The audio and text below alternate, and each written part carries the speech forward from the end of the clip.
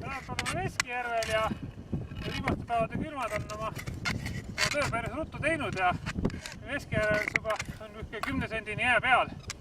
Siin kalda lähedal on umbes jää paksus umbes 12 senti, see on niisugune valge koorik jää, sest arvatavasti on natuke tuulega, jäätumise ajal natuke tuulega see vett peale puhunud.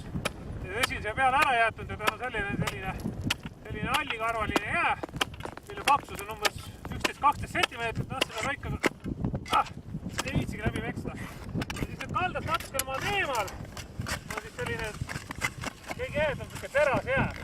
Selle paksus on umbes 10 senti, teras jää jaoks 10 senti, uisuta jaoks on mailm, et teras jää piisab isegi 5 sendisest jääst kui uisutamisest. No siin läheb rõigas kiiremini läbi. Ja uisutamise tingimused on ideaalsed, sest terve järv on juba jääs. Jõudsime järvele tuuri peale teha. Kalda ääres on igal pool selline all ja keskel on igal pool on läbipastel teras jää. Kohad on isegi natuke köhe uisutada, sellepärast et põhipastel läbi ja siis tunne nagu vahepeal jääd ja olekski, et on palju tõsi. Uisutada on mõnus.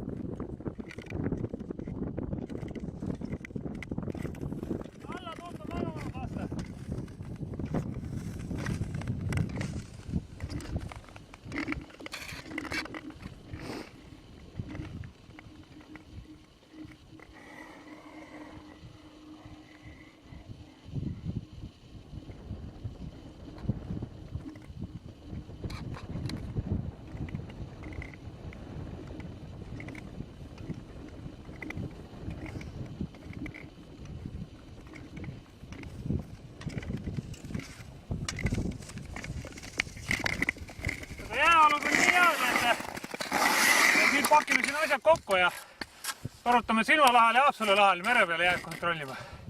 Et kui nädalavahetusel, siin ei olegi mingit kuid, et nädalavahetusel kindlasti kuulutame matkad välja, sest nüüd lubab kogu aeg ilma lumeta ilmasid kuni nädala lõpuni välja. Ja ma arvan, et Silma lahel on võib-olla umbes samasugune pilt, et võib-olla on jää mõned sentimeetrid õhem, aga nädala lõpuni lubab siin külmasid ilmasid, nii et ma arvan, laupäeval pühapäeval on siin üks 15 senti jääd ja Silma lahel eks siis nähale. Ja siis kui vähegi aega jääb ja jõudu, siis saab